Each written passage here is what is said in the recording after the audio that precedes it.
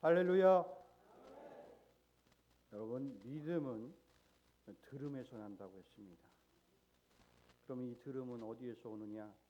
바로 예수 그리스도의 말씀에서 오는 줄로 믿습니다.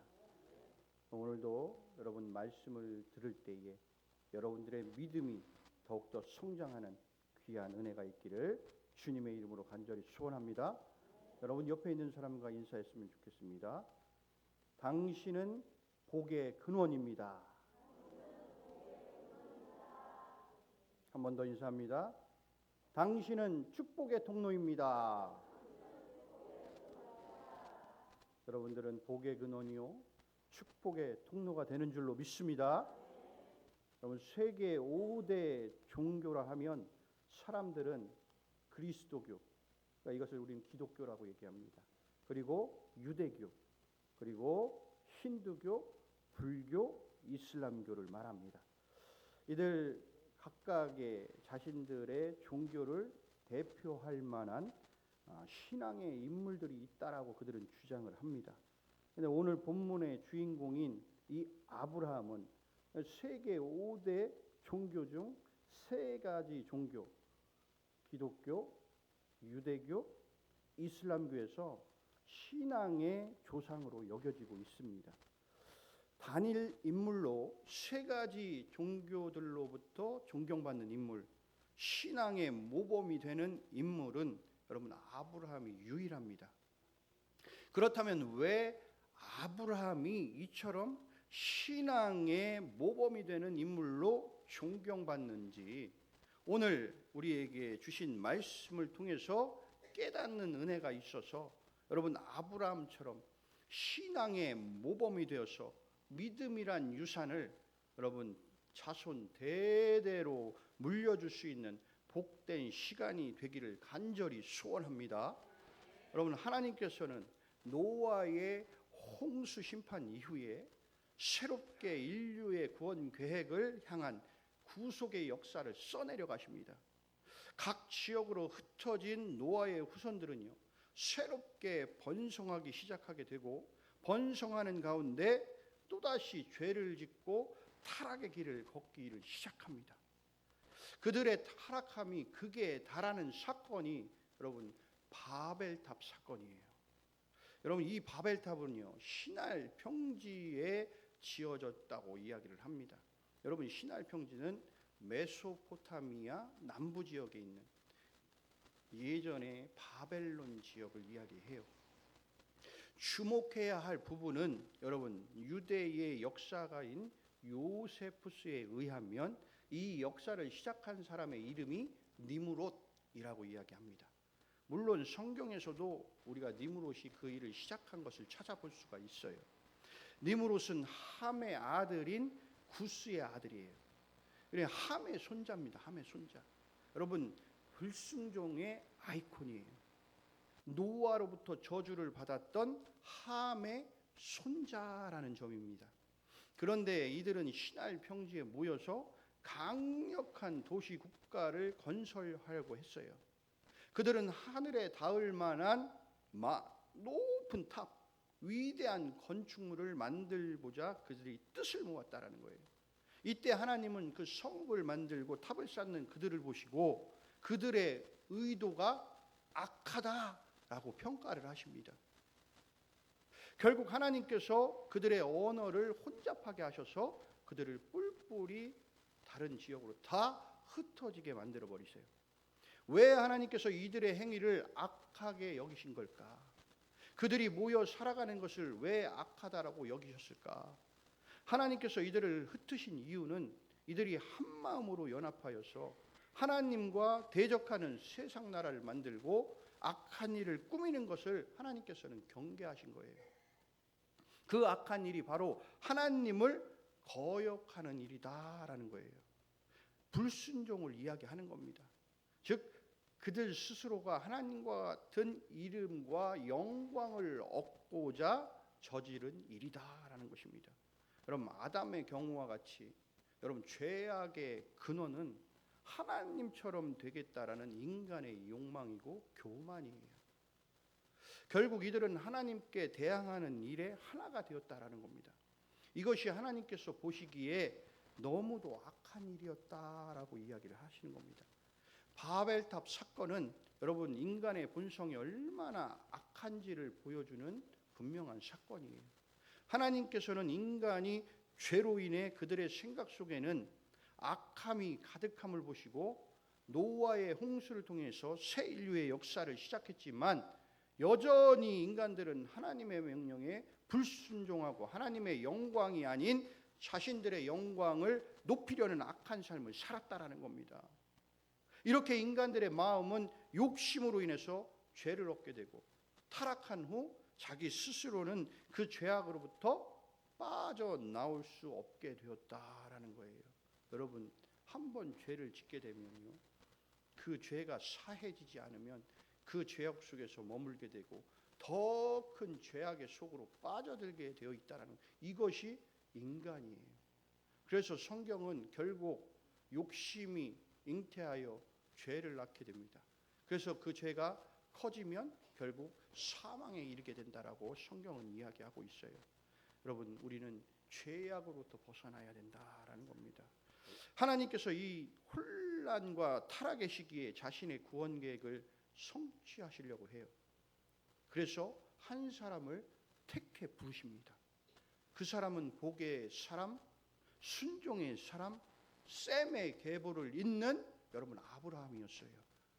그렇다면 왜 아브라함을 하나님께서는 택하여 부르셨을까? 그런데 우리가 성경으로 한번 돌아가서 오늘 12장 본문 말씀이 아닌 11장 31절의 말씀을 우리가 한번 봐야 됩니다. 거기서 말씀에서 뭐라고 이야기하시냐면 데라가 그 아들 아브람과 하란의 아들인 그의 손자 롯과 그의 며느리 아브람의 아내 사레를 데리고 갈대아인의 우르를 떠나 가나안 땅으로 가고자 하더니 하란에 이르러 거기 거류하였다라고 이렇게 말씀을 해요. 여러분, 31절의 본문 속에서 무엇을 발견할 수 있냐면, 여러분, 아브라함을 하나님께서 택하여 부르시기 전에 이미 아브라함의 아버지인 데라를 불러서 하나님께서 지시할 젖과 꿀이 흐른 땅인 이 가나안 땅으로 가라고 명령하신 것으로 우리는 보여요. 데라가 아들 레위와 그리고 손자를 이끌고 갈대아 우르 땅을 떠나 가나안 땅으로 향합니다. 하나님 말씀에 순종해서 좋은 출발을 보여요. 왜냐하면 데라는 여러분 여호수아서에 있는 24장 2절 말씀을 보면 고향 땅에서 우상 장사를 하면서 우상을 섬기던 사람이었어요. 세상의 잣대로 바라보게 되면 여러분 좋은 직업을 가진 사람이 아니에요. 그렇다고 해서 많이 배운 것도 아니고 부유한 삶을 산 것도 아닙니다. 그리고 자식이 먼저 주고 여러분 마음에 상처가 있는 사람이에요. 며느리에게는 자식이 없어서 그 마음속에 늘 상처가 가득했던, 사실은 어떻게 보면 세상적으로 보면 여러분 그렇게 별 볼 일 없는 가정이었다라는 거예요. 그럼에도 불구하고 그런 그에게 하나님께서 찾아오셔서 그 평범한 가정을 통해서 한 민족을 이루고 명문가의 가정으로 복이 근원이 되게 하시려고 그를 택해서 부르셨다라는 겁니다. 그리고 모든 것을 버리고 내가 지시할 땅으로 떠나가라 주님이 명령하셨을 그때에 그들이 세상 것을 다 버리고 과감하게 떠났던 데라의 첫 시작은 분명 순종의 모습이었어요. 그러나 데라는요, 하나님이 지시한 땅 가나안 땅, 하나님의 말씀이 흐르고 기적의 능력이 나타나는 곳으로 여러분 들어가지 못하고 세상의 마지막 경계선이었던 하란이라는 곳에서 머무르게 됩니다. 이 하란은 이스라엘 땅으로 봤을 때 가장 저 위에 있는 북쪽에 있어요. 경계선에 근접해 있는 땅입니다. 그곳에 아브라함의 가족 데라가 그곳에 머물렀다라는 거예요. 결국에는 세상의 것을 완전하게 버리지 못하는 전형적인 인간의 모습을 보여주고 있다라는 사실입니다. 결국 데라는 세상에 속해 있던 이 하란 땅에서 결국은 죽게 됩니다. 결국 데라에게 내려졌던 하나님의 말씀이 실패로 끝났어요. 그러나 그것은 실패가 아니에요. 하나님께서 계획하시면요, 내가 아니더라도 여러분 분명 누군가를 통해서 이루어 가신다라는 것을 분명하게 보여주십니다. 여러분 가끔 그런 분들이 있어요. 내가 없으면 교회가 안 돌아가겠지라는 분들이 있습니다. 여러분 그거는 착각입니다. 하나님은 내가 없더라도 여러분들 이 핏값으로, 예수 그리스도의 핏값으로 사신 이 교회는요, 하나님께서 다 계획하시고 이끌어 가시는 거예요. 내가 잘나서 하는 게 아니라고요. 내가 없어도 누군가를 하나님께서 또 세우시고 그곳에서 하나님께서 이 교회를 이끌어 가시고 하나님의 계획을 하나하나 이루어 가신다라는 겁니다. 그럼 우리는 착각 속에 살아서는 안 돼요. 내가 이것도 하고 저것도 하고 모든 일을 맡아서 내가 사명을 감당하고 있으니까 내가 이 일을 떼면 이 교회가 어려워지겠지, 잘 안 돌아가겠지. 여러분 절대 그렇지 않아요. 하나님은 누군가를 또 부르셔서 그 사람에게 사명을 맡기시고 그 사람에게 복을 주시는 거예요. 그 사람에게 하게 하시는 거예요. 이게 하나님이세요. 이런 하나님을 우리가 믿고 있는 겁니다.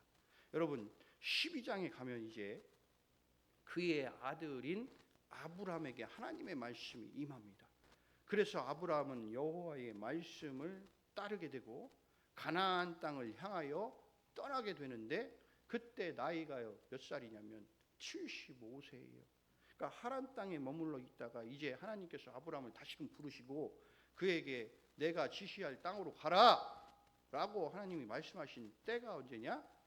75세라는 거예요. 여러분 75세라는 나이는요, 뭔가를 새롭게 시작하기에는 쉬운 나이가 아닙니다. 여러분 우리는 70세가 되면 다 뭐예요? 은퇴하잖아요. 대기업은 60세 되면 뭐 다 떠나야 됩니다. 세상적으로 볼 때 그래요. 그런데 아브라함에게 75세에 부르시고 그에게 내가 지시할 땅으로 가라 라고 주님이 명령하시는 겁니다. 여러분 그리고 이미 갈대아 우르를 떠나서 하란이라는 세상의 문명이 발달했던 이 도시에서 친족 공동체 내에서 누리던 여러분 경제적 기득권, 이 모든 것을 다 포기하는 거예요. 그 땅을 포기하는 것은 참 어려운 일이죠. 여러분 또한 강포함이 극에 이르던 당시의 사회에서는 친족을 떠난다라는 것은 더는 자신을 보호할 수단이 없다라는 것을 의미하기도 하는 거예요. 아마도 아브라함도 이 말을 들었을 때 고민했을 거예요. 모든 것을 버리고 내가 고향을 떠날 것인가? 친척과 친구와 세상의 문명을 버리고 내가 떠나야 하는가? 이 문제는 여러분 단순히 집을 떠나고 안 떠나고의 문제가 아니라 여러분 하나님을 택할 것이냐 세상을 택할 것이냐 하는 믿음의 선택의 문제였다라는 것입니다. 여러분 아브라함은요 오늘 본문 2절과 3절에서 하나님이 약속하신 말씀을 굳게 믿습니다. 그리고 하나님의 말씀에 순종하고 과감하게 세상의 모든 것을 다 내려놓고 하나님이 지시할 땅, 그곳이 어느 곳인지도 몰랐어요. 그냥 하나님이 가라, 내가 이제 얘기하겠노라, 가라라고 이야기했을 때 자신의 모든 세상 것을 내려놓고 떠나게 됩니다. 결국에는 하나님께서 약속하신 대로 아브라함에게 이스라엘의 12지파의 조상이 될 뿐만 아니라 축복의 통로가 되게 하십니다.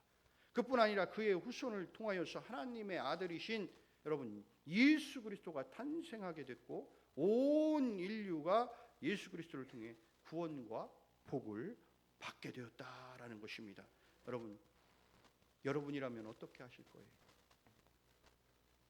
지금 가지고 있는 모든 것을 버리고 하나님이 말씀하시는 대로 여러분 떠날 수 있습니까? 한 분 하셨는 것 같아요. 아멘. 못하겠지요. 정말 사실은 못하겠지요. 지금 이곳 하나님께서 다른 곳으로 떠나가라, 다 내려놓고 떠나가야 된다 라고 여러분 말씀하시면 여러분 가겠어요? 아마 그럴 거예요. 하나님 왜 떠나요? 내가 여기에 이뤄놓은 게 얼마나 많이 있는데, 해야 할 일이 얼마나 많은데 제가 왜 떠나요? 아마 대부분 다 그렇게 이야기할 거예요. 그러나 우리는 하나님이 떠나가라, 가라, 여러분 말씀하시면 가는 겁니다. 여러분 그게 믿음의 사람의 모습이에요. 여러분 우리에게 하나님께서 진정으로 원하시는 것은요, 하나님 말씀에 순종해서 나만 단순히 복받는 게 아니에요. 그런 수종적인 삶을 사는 게 아니라 여러분 복으로 불러주신 하나님의 뜻에 합당한 삶을 우리가 살아가서 나를 통해서 주변의 모든 것이 하나님이 주시는 복과 은혜를 누릴 수 있도록 우리가 축복의 통로가 되어야 된다라는 것입니다. 여러분 히브리서 기자는요, 고향과 또 친척과 아버지의 집을 떠나는 아브라함의 믿음을 이렇게 표현해요. 히브리서 11장 8절과 11절까지의 말씀을 보면 이렇게 말씀하십니다.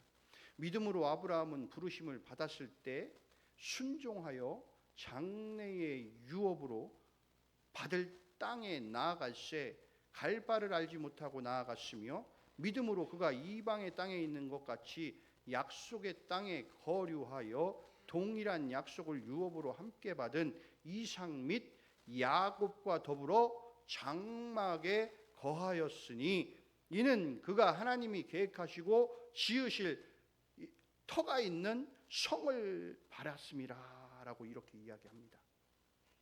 아브라함은요, 오로지 하나님의 약속만을 바라보고 하나님의 약속을 믿으며 하나님의 약속을 붙잡고 순종해서 그가 장래의 기업으로 받을 그 땅을 향하여 모든 것을 버리고 간 거예요. 고향도 가족도 기득권도 하나님의 명령에 따라 다 포기했어요. 여러분 어떻게 그럴 수 있을까? 그는 가나안 땅에 이른 후에도 여러분 마치 이방인처럼 외국인처럼 그곳에 우거했습니다. 타향살이를 했다라는 거예요. 그것은 분명 하나님께서 그의 자손과 후손들에게 주시겠다라고 약속하신 땅이에요. 그러나 아브라함은 그곳에 정착해서 제대로 정착된 삶을 살지 못했습니다. 히브리서 기자는 하나님께로부터 약속받은 이 땅에 살면서 아브라함과 그의 후손들이 장막에 머물렀다라고 이렇게 이야기를 해요. 장막에 머물렀다. 그들은 장막에 거하면서 이리저리 옮겨 다녔다라는 겁니다. 사도행전 7장 5절에서는 스데반이 말하고 있는 것처럼 아브라함은 살아 생전에 그곳에서 발붙일 만큼의 유업도 얻지 못했다라고 이야기합니다.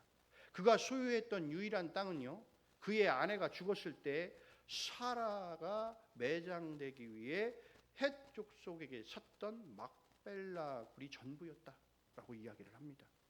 그럼에도 불구하고 그가 끝까지 하나님의 명령에 순종하여 장막 생활을 할 수 있었던 이유가 뭘까라고 우리가 생각해 보면 성경은 우리에게 이렇게 얘기해 줍니다. 여기에 비밀이 숨겨져 있어요. 히브리서 기자는 아브라함이 장막에 거하였던 이유를 그가 이 땅이 영원히 거할 집이 아니라는 것을 그가 알고 있었기 때문이다라는 거예요.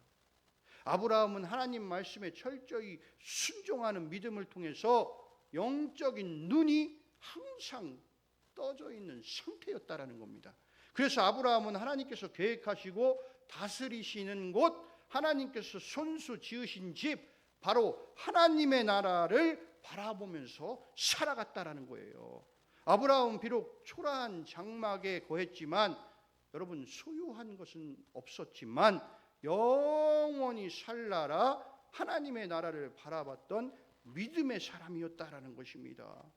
여러분 아브라함은 사람이 경영하고 사람의 손으로 지은 성을 사모하거나 바라보지 않았어요. 우리는 어때요? 더 좋은 집에 살고자 어떻게 하면 그 집을 살까? 열심히 일하면 살아가죠.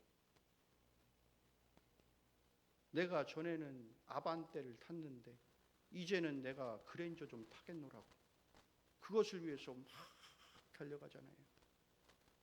그게 우리 인간들의 모습이에요. 그는요, 아브라함은 하나님께서 친히 경영하시고 여러분 하나님께서 손으로 지으신 성, 새 예루살렘 성, 바로 천성 곧 영원한 본향을 사모하면서 살아갔다라는 것입니다. 여러분, 우리도 이 육신의 장막을 다 바라보면서 내가 여기서 얼마나 더 기쁨으로 더 좋은 집에서 살까라고 생각하기보다 여러분, 저 천국에 여러분들 소망을 두고 그것을 사모하며 살아갈 수 있는 믿음의 자녀가 되기를 원합니다. 여러분, 아브라함이 그 땅의 것에 집착하지 않고 위의 것을 바라보면서 그가 살았어요. 그러기에 그는 하나님께서 약속하신 땅에서 나그네처럼 살았지만 여러분, 그가 낙심하지 않았다라는 거예요. 그의 뜨거운 가슴에는 여러분, 하나님을 향한 불타는 마음과 가나안은 비록 척박한 땅이었지만 여러분, 그곳에는 여러분, 하나님의 말씀이 흐르는 땅이고 하나님의 기적의 역사가 눈앞에 펼쳐지는 언약의 땅이었기에 그의 영적인 눈은 늘 열려 있어서 이 땅의 장막을 본 것이 아니라 여러분, 영원한 장막을 바라보며 기쁨의 삶을 살아갔다라는 것입니다. 이와 같은 삶이 우리의 삶이 되기를 간절히 소원합니다. 아브라함에게 주신 하나님의 명령은 여러분, 아브라함에게만 주신 것이 아니에요. 여러분, 오늘을 살아가고 있는 예수 그리스도를 통해 하나님의 백성으로 부르심을 받은 모든 우리에게 주신 명령이고 여러분, 우리의 이야기인 줄로 믿습니다. 사랑하는 성도 여러분, 지금도 하나님께서 약속하신 땅, 믿음의 땅이 아닌 갈대아 우르에서 떠나지 못하고 계십니까? 하란이라는 땅에서 여러분 떠나지 못하고 계십니까? 새로운 약속의 땅으로 우리가 가야 됩니다. 여러분, 이사가라는 얘기가 아니에요. 세상에 살고 있는 모든 육적인 삶에 우리가 초점을 맞추고 있다면 이제 그것을 내려놓고 여러분, 영적인 하늘의 신령한 것을 바라보며 거기에 초점을 바라보고 나아가야 된다라는 것을 이야기하고 있는 겁니다. 여러분, 하나님께서는 우리에게 주실 새로운 약속의 땅으로 가기 위해서 소나기에 콕 쥐고 있는 기득권 그리고 옛사람의 모습을 벗어버리기를 우리에게 요구하고 계십니다. 지금까지 살아온 과거의 삶, 옛 습관을 우리가 과감하게 벗어버리기를 주님의 이름으로 간절히 축원합니다. 오늘도 하나님께서는 우리를 부르시고요, 택하실 때 먼저 우리를 세상으로부터 분리시키시고 난 다음 우리에게 복을 주신다라는 거예요. 여러분, 사도 바울은 예수 그리스도 구속의 은총을 받은 우리에게 옛사람을 벗어버리고 너희들의 심령이 새롭게 되어서 하나님의 의와 진리와 거룩함으로 지으심을 받은 새 사람을 입으라 라고 우리에게 말씀하고 계시다라는 겁니다. 여러분, 하늘의 밀이 땅에 떨어져서요, 썩지 않으면 열매를 맺을 수가 없어요. 그래서 내 옛사람이 죽지 않으면 여러분 결코 믿음의 열매를 맺지 않습니다. 왜냐하면 예수님을 믿기 전 세상의 사고방식, 가치관 그리고 그 문화를 가지고 있는 사람이 여러분 과거와 단절하지 않고 미래를 나아가려고 한다면 여러분, 옛사람의 쓴뿌리들이 나를 얽매여 붙잡아서 앞으로 나가지 못하도록 만들기 때문이다라는 것입니다. 여러분, 하나님께서는 우리를 선택하여 하나님의 자녀로 부르셨어요.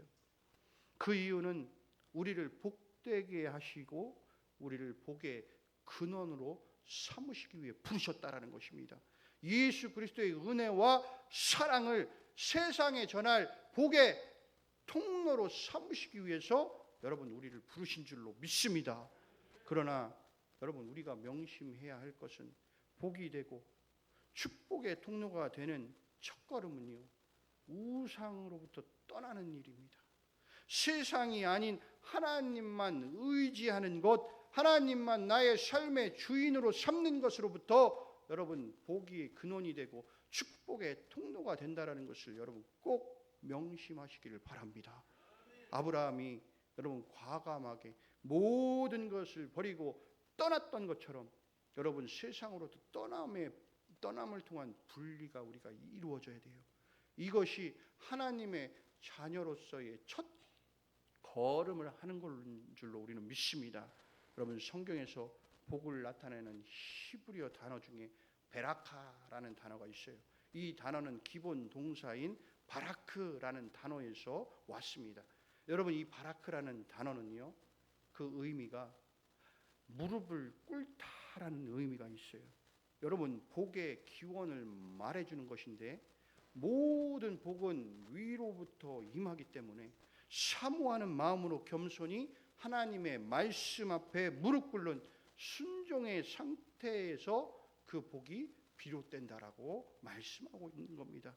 여러분, 다시 말해 우리가 겸손히 하나님께서 원하시는 삶, 즉 세상적 삶을 떠나 영적인 삶을 살아갈 때 여러분, 하나님의 복이 임하게 되고 우리가 축복의 통로가 되어서 많은 사람에게 하나님의 은혜를 전하는 복된 인생이 될 줄로 믿습니다. 여러분, 우리 모두가 세상 것을 내려놓고 여러분 모든 것을 하늘에 초점을 맞추시길 바라요.